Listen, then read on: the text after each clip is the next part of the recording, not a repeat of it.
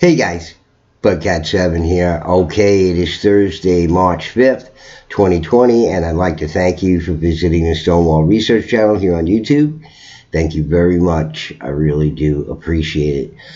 Alright guys, well, I thought we might get back to Dr. Robert Schoch's book, Voyages of the Pyramid Builders, and I already covered the introduction for this book in a previous video, so if you haven't seen it, please do go back and watch it. It doesn't matter if you watch it out of sequence, it's no big deal.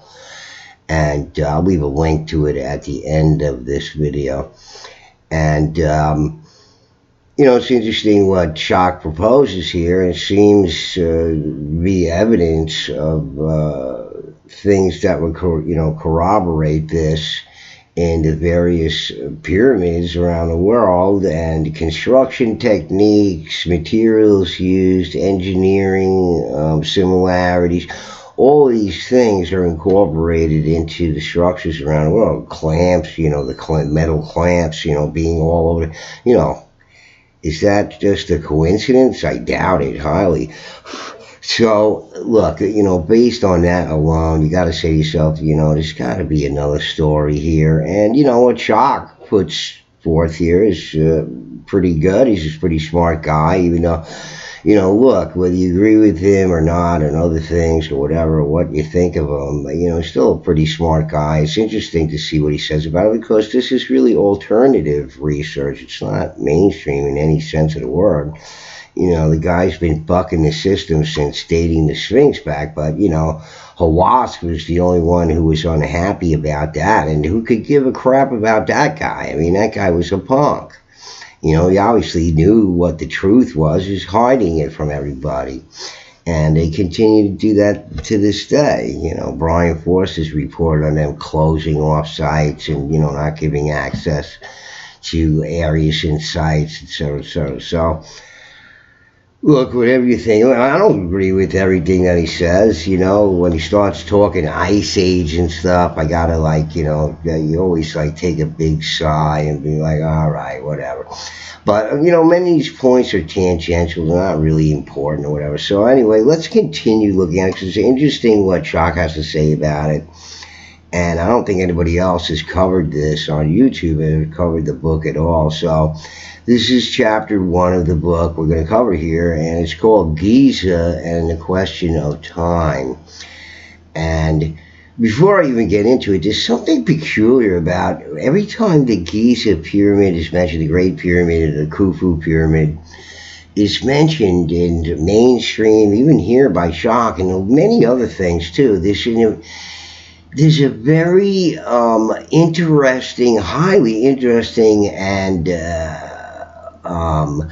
highly technical aspect of the Great Pyramid that is absolutely unique to it and sets it apart and above any other structure in the world by far.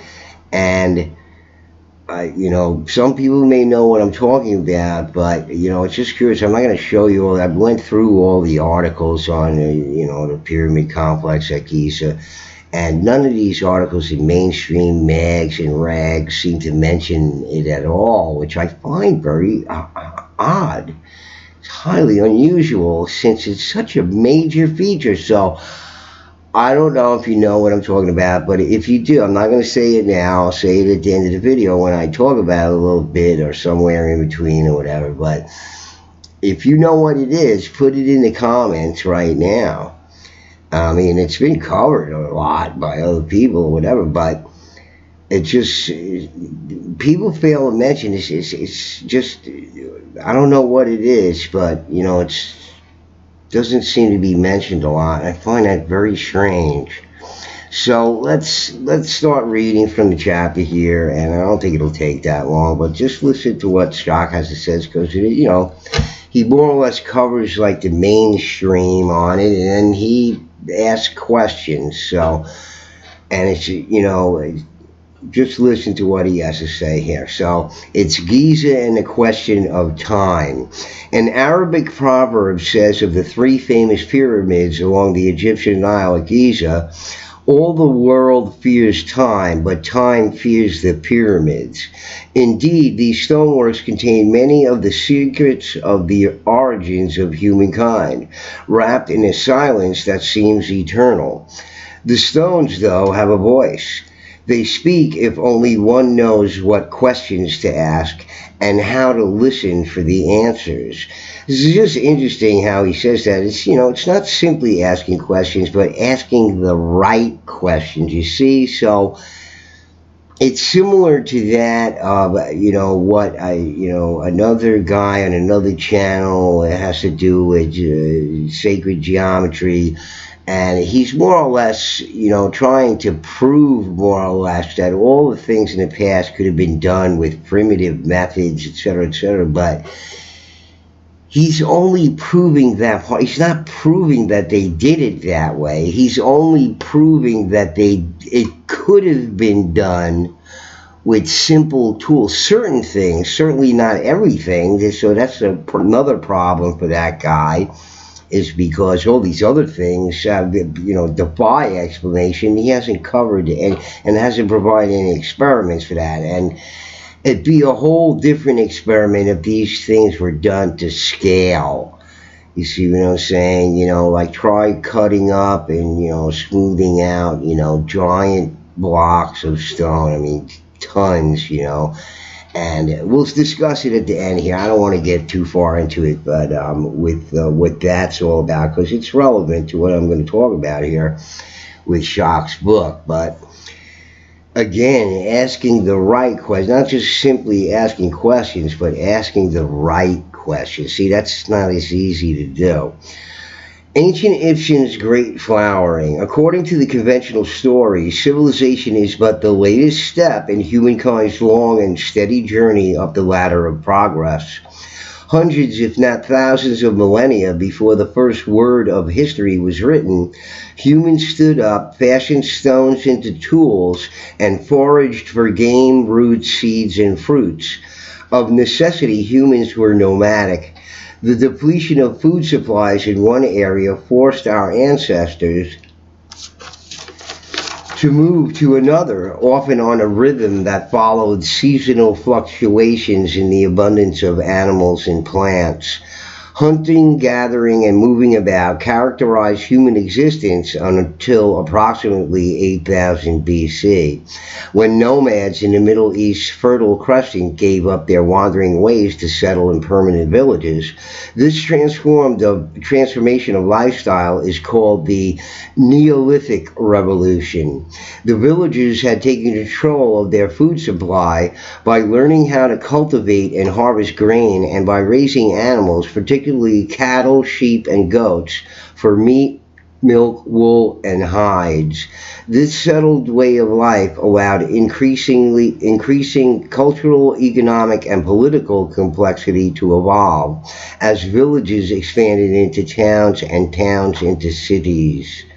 The cities that arose among the people called the Sumerians, who dwelled among the Euphrates River in now what is Iraq, gave humankind its first taste of civilization in about 3500 BC, if you want to exclude Göbekli Tepe and, the whole site that hasn't been dug up yet.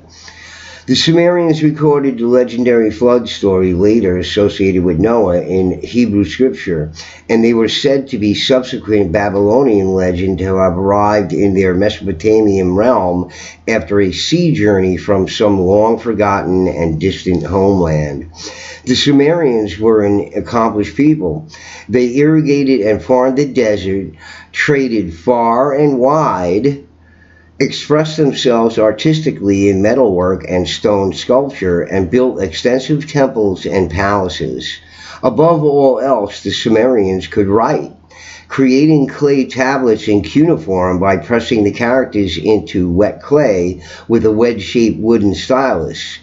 Eventually, Sumeria collapsed under the attack of outsiders even more warlike than they were. But well before that end time, the nation's ideas, techniques, and methods traveled along the trade routes into other lands. Thus it came to be that Sumeria planted the seed of civilization that grew to full flower in Egypt. In the 4th millennium BC, the Egyptian population along the Nile was organized into small communities called nomes, each of which paid homage to its own gods and accepted the rule of a single chief. Rivalry and warfare drove the nomes into alliances that eventually merged into two kingdoms: Lower Egypt in the northern portion of the Nile Valley towards the river's mouth in the Mediterranean was composed mostly of peoples who had immigrated from the Middle East. The people of Upper Egypt, farther south along the Nile toward the river's source in the highlands of East Central Africa, came originally from Ethiopia, Sudan, and the Eastern Sahara. It fell to the half-legendary King Menes, who is sometimes identified with the early ruler Narmer, or Scorpion, to beat the two kingdoms into submission, form a single political entity from them, and establish the first dynasty of pharaohs in about 3000 BC. Ancient Egypt became a land of civilized accomplishment that even today, thousands of years later, continues to stir awe and amazement. Some of the emotion arises in response to the stunning artistic accomplishments of the ancient Egyptians.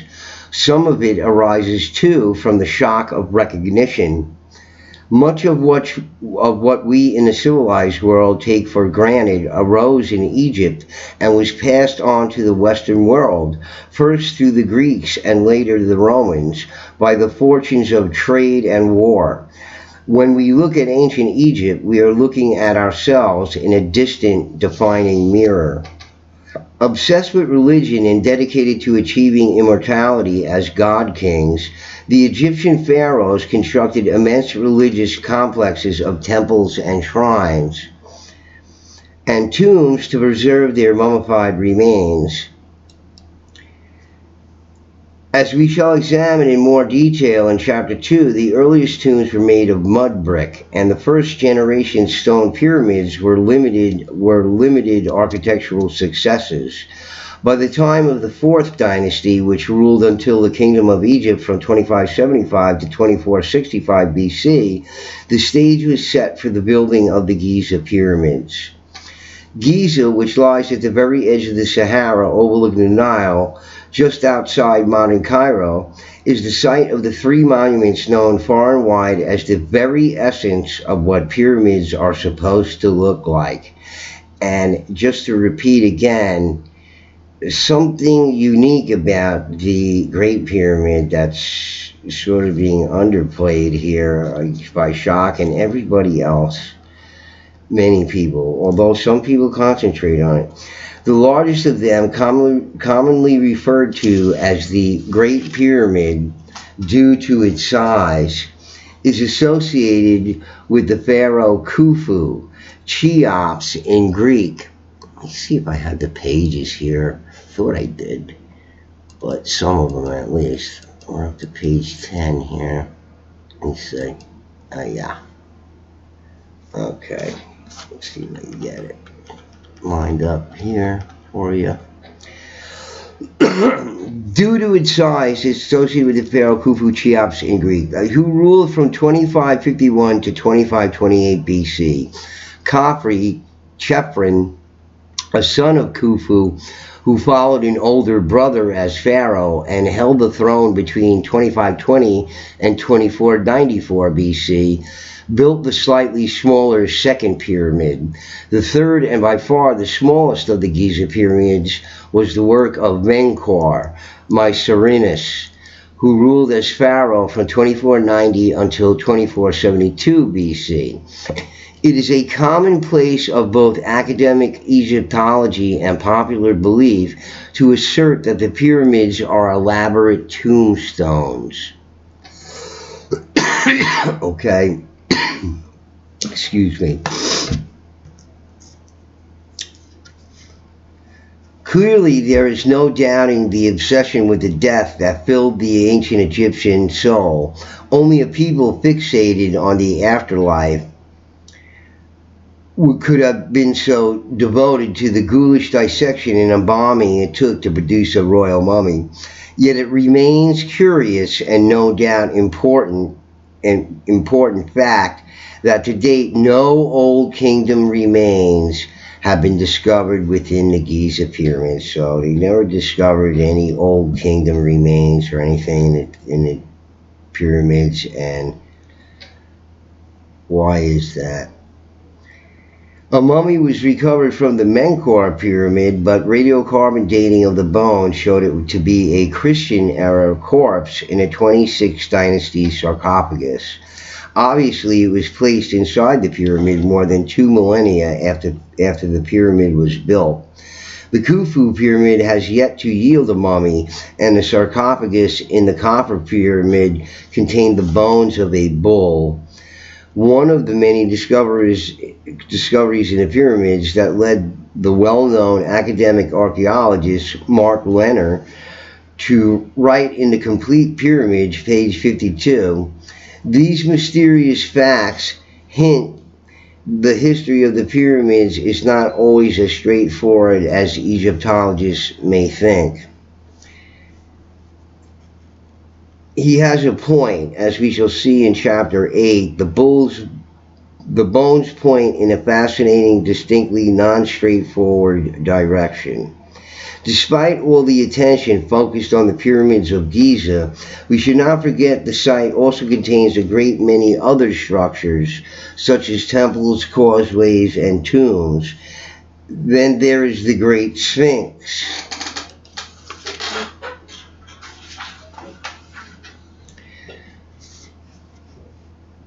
Let's see how far this goes here. Yeah.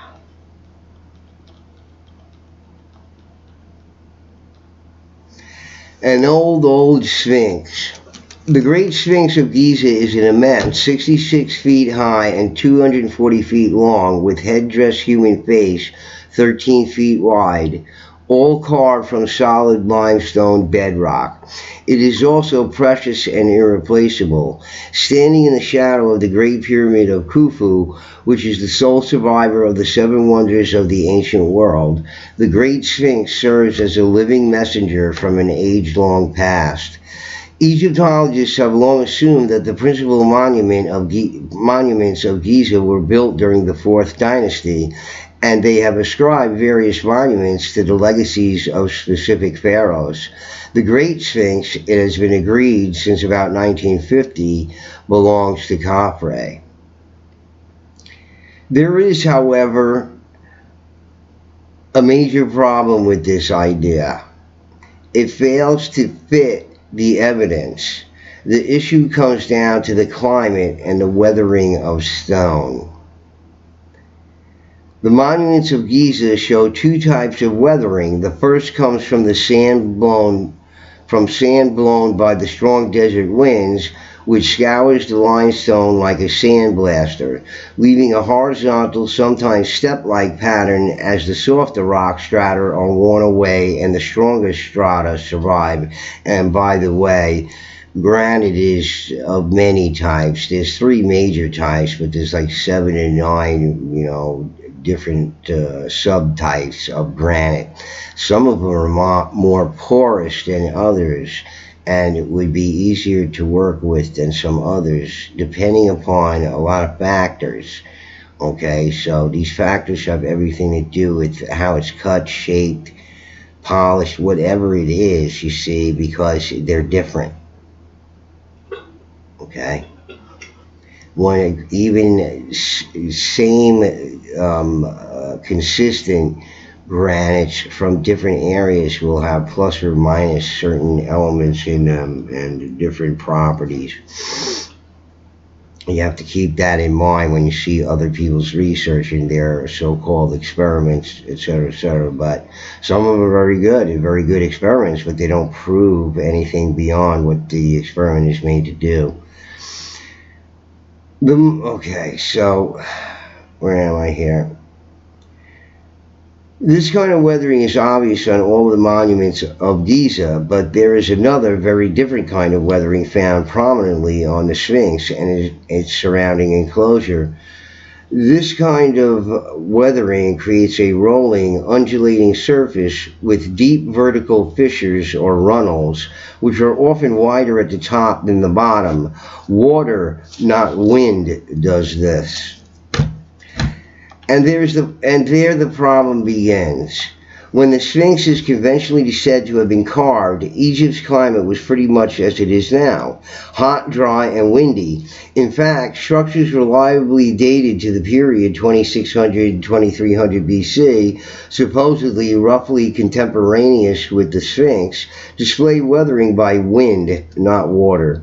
The water weathering pattern on the Sphinx makes sense only if the structure had been carved at a time when the Egyptian climate was much wetter than it is today. This indeed was the case at the end of the last ice age, circa 12,000 years ago. Something happened 12,000 years ago. Who knows what it was? Something bad. And extending with alternating relativity wetter and drier periods to sometime between 3000 and 2350 BC. At that point, arid conditions more or less the same as the current climate set in, and the water weathering yielded to wind. Research by me and the seismologist Thomas L. DeBecke on the depth of weathered rock surrounding the Sphinx leads me to the conclusion that the Sphinx was originally carved sometime between 7000 and 5000 BC, millennia before Khafre. Certainly the head of the Sphinx was recarved, probably during the early dynastic or Old Kingdom times, to give a pharaonic look. But even at the time of this refurbishing, the Sphinx was already an old monument. Something to think about. The time of the pyramids. If the Sphinx dates to a time before that which conventional Egyptology assigns it, what of the pyramids themselves? How sure can we be that they were actually built by Khufu, Khafre, or Menkaure? The standard historical case for dating the Great Pyramid to the 4th dynasty rests on two pieces of evidence. The first is the testimony of the Greek historian Herodotus, who reported from his visit to Egypt circa 443 BC that Khufu had needed 20 years and 100,000 men to build the Great Pyramid. The second is the number of inscriptions found deep in this Great Pyramid that bears Khufu's name. The inscriptions were discovered in 1837 by Richard Howard Weiss, 1784 to 1853, one of the early generation of pyramid explorers. The historicity of Herodotus' accounts is always open to question. A dedicated traveler with a reporter's ear for a hot story or a lusty legend, Herodotus sometimes got it right and sometimes got it wrong, at least by modern standards. He is but one source among many, and practically all of the others claim that the Great Pyramid existed before Khufu.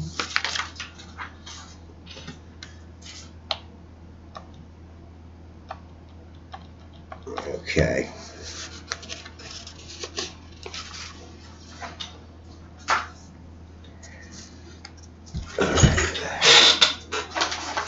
Things in order here. Alright. One of those sources is the Inventory Stela, which dates from the 6th or 7th century BC, and which bears an inscription supporting an older date for the Sphinx, discussed in more detail in the appendix. According to the Stela, Khufu discovered and rebuilt an existing temple sacred to Isis, the great goddess of Egypt, which was located beside the house of the Sphinx, northwest of the house of Osiris, the great god of Egypt and Isis consort. The inscription also suggests that a pyramid already stood on the site where Khufu built a pyramid for himself and another for Princess Hanutsen, his wife. But which pyramid does the stela refer to? The Great Pyramid itself, or one of the smaller pyramids close by, one of which was indeed intended for the Princess Hunetsen? If the inscription is correct, then the Sphinx is certainly older than Khufu, and the Great Pyramid may also be. So pay attention to that. Okay, so he's saying the Great Pyramid may also be, and that's what I'm saying too, because the other pyramids around it are not like it. All right, and if you've guessed already, all right, just put it in the comments there. I'm asking everybody, just put it whether you're right or wrong, who cares? Doesn't matter. Take a guess at what I am referring to. Okay? Something extremely significant, extremely unique to the Great Pyramid, Khufu Pyramid, okay? That is just above and beyond anything on Earth. And you'd understand it if you understood something about engineering and architecture. You'd know exactly what I'm talking about.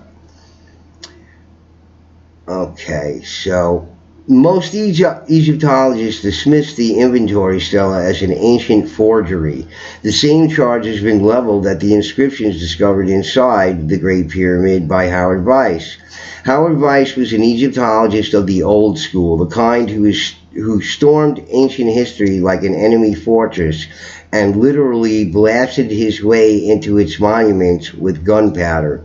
His discovery of the Khufu inscriptions came at a convenient time in his archaeological career. In 1837, his money and his permit from the Egyptian authorities were both about to run out. He needed a big find and to guarantee a new round of funds from his backers and an extension of the permit from the Egyptians. Howard Weiss was also nursing a bruised ego.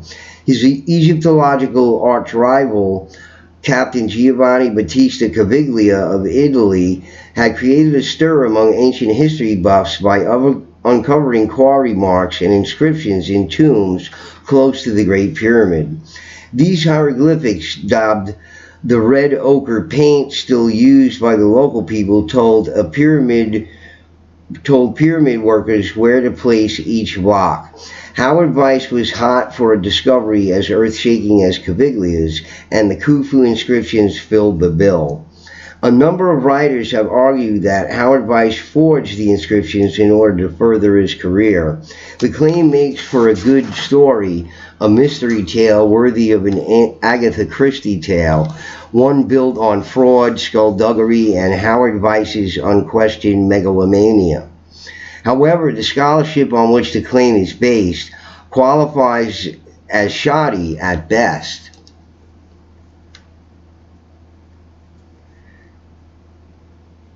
It comes from the work of Zechariah Sitchin, who has a deep and abiding faith that ancient Egypt, and indeed the human race, was actually begun by space aliens. Sitchin twists and turns Howard Weiss' story to his own purposes and makes an argument that is finally incredible. However unlikable and self-aggrandizing a character Howard Weiss was, the inscriptions he found are almost certainly genuine. Still, just what do genuine quarry marks and inscriptions on stones deep within the Great Pyramid actually tell us? The hieroglyphic cartouche for the name Khufu was a powerful charm that has been found on any number of tombs and monuments throughout Egypt, many of them accurately dated to well after the 4th dynasty. The cartouche was used as a holy symbol in the same way that the cross was inscribed here, there, and everywhere by Christians in later centuries. The inscriptions don't necessarily prove that Khufu built the Great Pyramid. They might mean only that Khufu was himself named for the Great Pyramid, which perhaps existed before he did. The inventory stela suggests the possibility that Khufu added to, repaired, or augmented a structure that was already standing when he took the throne. Interesting physical evidence on this score comes from a carbon-14 study performed in the mid-1980s by the American Research Center in Egypt under the direction of Robert J. Wenck, a prehistorian at the University of Washington. Carbon-14 dating works only with organic materials and therefore cannot be used to date stone carving. The inner cores of the pyramids, which are out of sight and less precisely fitted than the outer courses of stone blocks, are held together with large amounts of mortar that often contains charcoal, wood, and reed.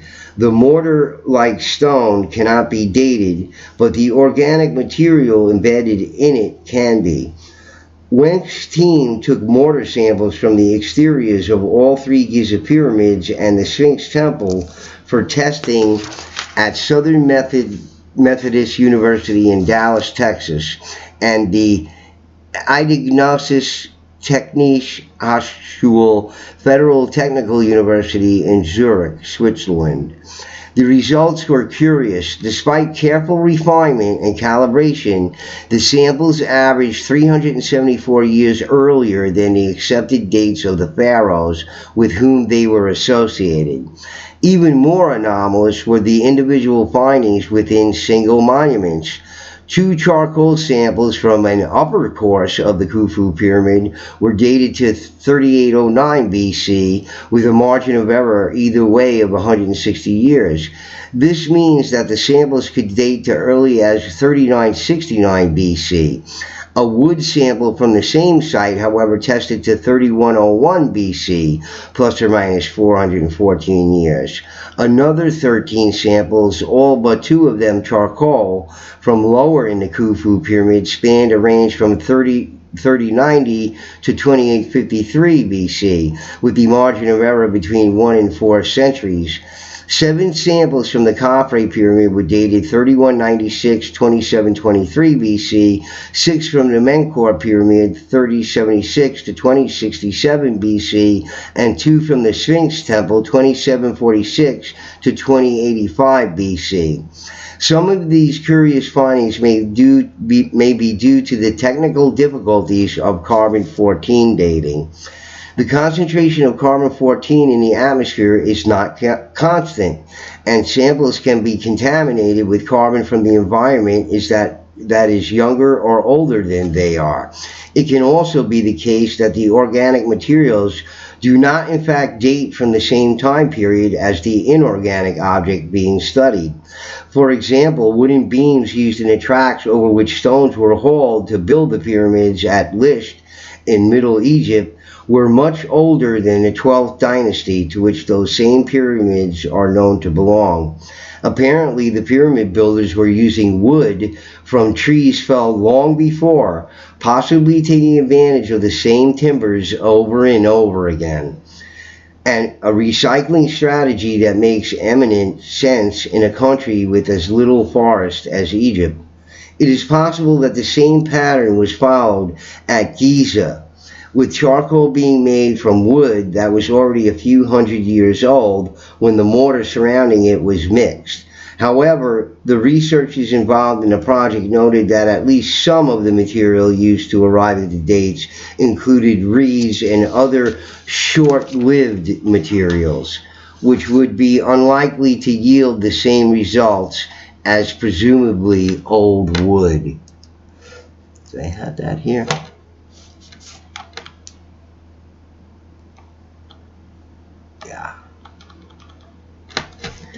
A second radiocarbon survey of the Giza Plateau was undertaken in 1995, the detailed results of which have still not been fully released.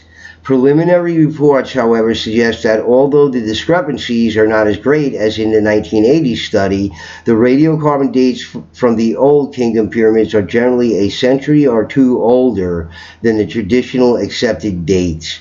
The researchers involved in this latest study concluded that the Old Kingdom Egyptians must have utilized massive quantities of wood, so they took whatever they could find, including wood that was already hundreds of years old. This, they suggested, gave the anomalously old dates. but other explanations for the curious carbon-14 findings are possible. Many of the Giza samples from the 1980 study are much older than the pharaohs who supposedly commissioned the monuments. If we take the results of the radiocarbon dating at face value, the charcoal-tainted mortar at the top end of the margin of error in the upper course of the Great Pyramid was put into place over 1400 years before Khufu became pharaoh. In the case of Khafre, the span is almost 7 centuries. There is also a matter of the long span of dates within individual monuments, which reaches almost millennium for the Menkaure and the Khufu pyramids. And there is the curious finding that the samples from the area toward the top of the Great Pyramid are older than those at the bottom. So that's very interesting there.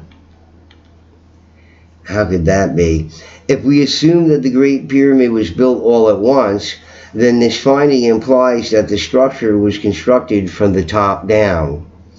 The older samples at the top do make sense, however, if we assume that the Great Pyramid was built, rebuilt, and rebuilt yet again in stages.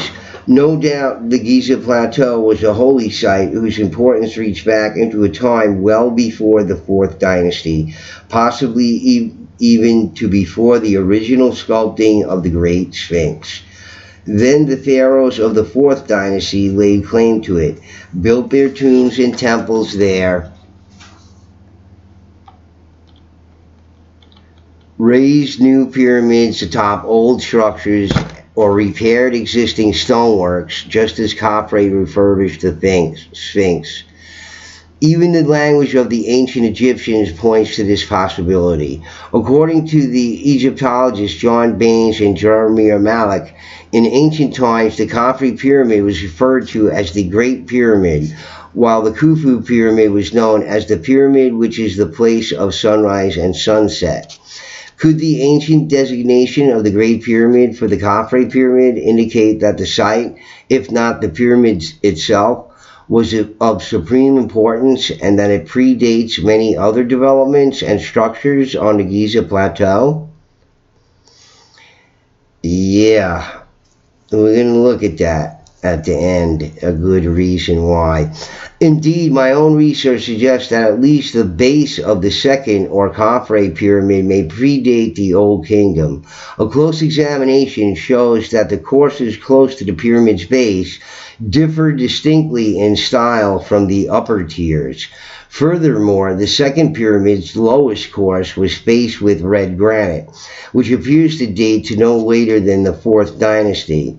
The rest of the pyramid, however, was faced with fine white limestone, with the result that in Khafre's time a horizontal red stripe ran around the base of the otherwise white second pyramid. Why this difference in color and material?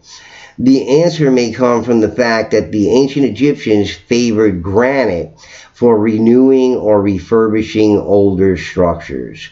Possibly the 4th dynasty Egyptians were rebuilding and adding to a much older pre-existing structure, with the red granite demarcating the older, refurbishing form that lies within the newer, white limestone pyramid above. Likewise, the 3rd or Menkaure pyramid has a surviving outer casing of granite on its lower courses. Was it too refurbished either by generations after the 4th dynasty? During the 26th dynasty, circa 600 BC, according to one suggestion? Or possibly by 4th dynasty Egyptians working on a site and structure that predated their own time? Furthermore, after studying the tomb of Queen Khentkaus at Giza, late 4th dynasty, I have concluded that this tomb is built on and incorporates an older structure dating from very early dynastic or pre-dynastic times. Finally, as detailed in the appendix, not only the Great Sphinx, but also the Sphinx Temple, the Khafre Valley Temple, Khafre's Causeway, and a portion of Khafre's Mortuary Temple may all predate their conventional attributions. The pharaohs Khufu, Khafre, and Menkaure played key roles in developing Giza as we now know it. But when they began their work, the place was already very, very old. The way back. The tidy scenario of a civilization that began in Sumeria in 3500 BC and flowered in Old Kingdom Egypt of the 4th dynasty runs aground at Giza. The Great Sphinx was freed from the limestone bedrock well before Menes united the two Egypts into one pharaonic kingdom. And the pyramids themselves draw on this ancient, unknown time, at least for models and inspiration. Scholars who argue vehemently against the hypothesis of an older Giza maintain that no group of people in the 7000 5000 BC period had the skill or organizational capacity to carve the Sphinx, much less build even an early version of one of the three pyramids. On the face of it, they have a point. Only two major Neolithic settlements, Fayum and Merimd, are known in Lower Egypt from the 5th millennium BC, and they are rough places. The camps of people who lived on the brink of starvation and thought more about finding food than developing a high culture. But to suppose that these two sites are all there is to be discovered of pre-dynastic Egypt is to make a dangerous assumption. Okay? And I agree with that. And any good researcher, anthropologist, or archaeologist knows that. You know, these other people are just, they're, the non-human entities. Giza is a convenient archaeological site to study because it lies above the Nile floodplain and has escaped the annual flooding that, before the damming of the Nile at Aswan, typically deposited 1 millimeter of soil each year. Over the 10,000 years between the beginning of the Neolithic period and now, a little over 26 feet of soil has accumulated, burying any ancient sites to be found there. The Nile itself has changed course many times during that same period.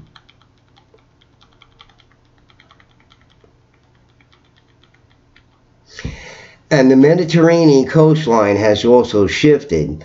The heavy post-Ice Age rains that deluged Giza and weathered the Sphinx raised the sea levels hundreds of feet, drowning any cities, villages, or holy sites on what used to be the shore.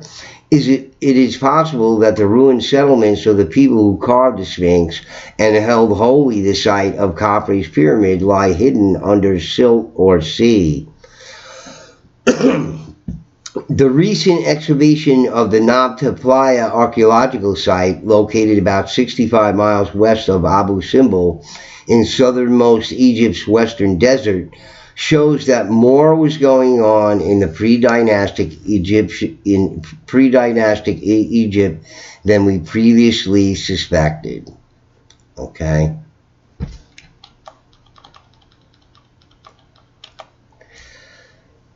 The playa is a basin that fills with water when rainfall is sufficient. Beginning in about 9000 BC, nomadic cattle herders brought their animals to the playa during the wet season and let them graze until water and grass dried up.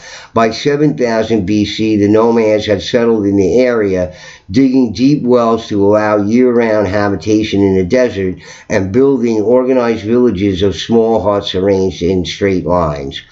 Following a major drought, these people disappeared, to be replaced circa 5500 BC by a people with a social system more complex than any yet seen in Egypt.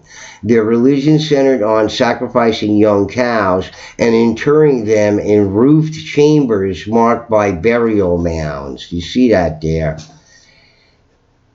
Okay. What does that remind you of? Roof chambers marked by burial mounds. I think I've covered that in the quote-unquote giants or large hominids in the Americas, where these evidently these chieftain are buried with members of his entourage in these roofed chambers built with wood and then covered by mounds. By the 5th millennium BC, they were erecting large stones in alignments, building a calendar circle to mark the summer solstice, the early astronomical measuring device known in Egypt, and constructing over 30 complex structures. Nabta grew into a ceremonial center that drew people from all over the western desert to participate in rituals that probably confirmed social and religious unity. Okay, so Schoch is making this argument that these people could have come up through these millennia before, and because they settled around 9000 BC, and it's very possible. But these, what he's not saying is that these people were most likely the survivors. And what did they look like? And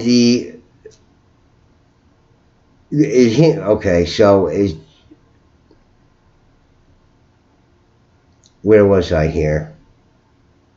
All right. Not the okay.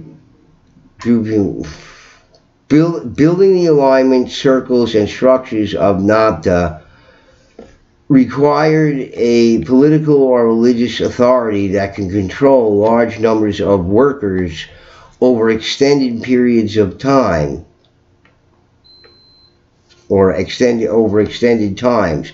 It hints at the organization that was required to excavate the Great Sphinx and build the pyramids, and the centrality of cattle in the religion of Nabta, which also echoes the religious symbols of the Old Kingdom, but not those of Mesopotamia. Indicates that this area likely contributed important elements to the cultural mix that nourished ancient Egypt.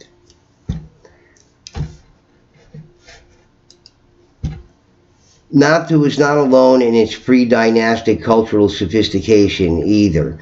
Recent research in the eastern desert of Upper Egypt, a now forbidding region between the Nile and the Red Sea, has uncovered a series of elaborate rock paintings dated as circa 4000 BC. The paintings have been called The Sistine Chapel of Pre-Dynastic Egypt by Toby Wilkinson, a Cambridge University archaeologist who made the discovery. The paintings show a wetter, more abundant land, and they use a number of symbols such as the boat for the voyage through the underworld and figures with plumes in their hair, later known from dynastic Egypt. Nabta, the Great Sphinx, the Eastern Desert paintings, and the pyramids point toward a high level of social and religious complexity, technological ability, and overall sophistication much earlier than 3500 BC. They hint at a mystery, the existence of civilization before civilization is supposed to have existed.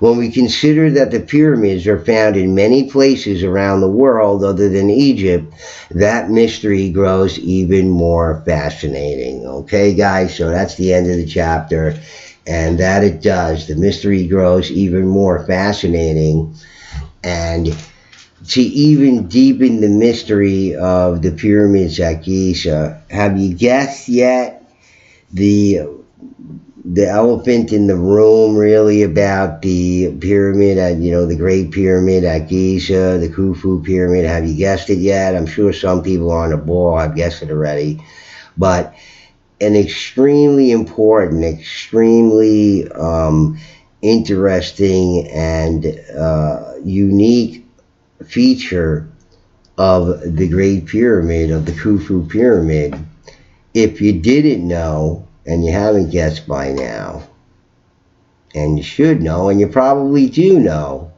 and this is what's so crazy about it, all right? It's not a four-sided pyramid, guys, right? Remember, you probably already know this. It's eight-sided, all right?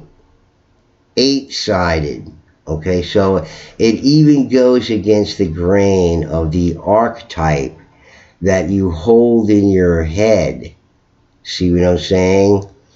You're thinking of it based on the square, but it's not square, okay?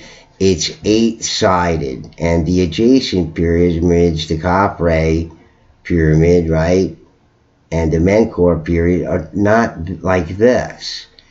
And no other pyramid on Earth is like this. Okay, so let's understand something about the blocks, the stone blocks that were put into this thing. Okay. And the compound angles of how these large blocks of stone, how the compound angles, because on the inner seam here and the outer edge, okay, is much more complex angle than a 45-degree angle of the square, right? So this is a shorter angle in here, and these blocks on the interior where the two sides meet, okay, these blocks that line up over here are compound angled blocks. Okay, so think about how you're gonna cut this block, polish it, etc. by flipping it around and around over and over again to work on the surfaces of this rock before you even, get it up into where it's going, and the compound angle to cut it, then to polish it all or get it down at least to a flat surface, flat enough for, precision fitting. All right. And what are you exactly, if you don't have something to hold it where you can work on all sides of it, like some sort of, clamp or something like that to hold it in place while you work all over it, like a lift or something like that, right?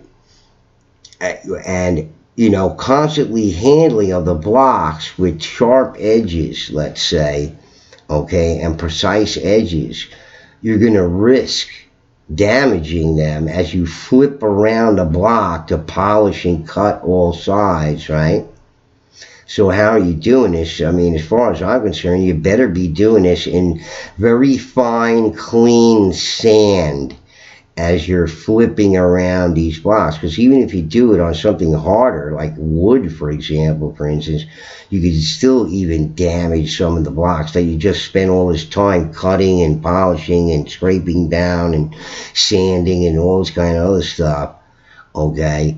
Seems to me that would be the only way you could accomplish it, in like very fine sand, free of any sort of foreign particles or anything.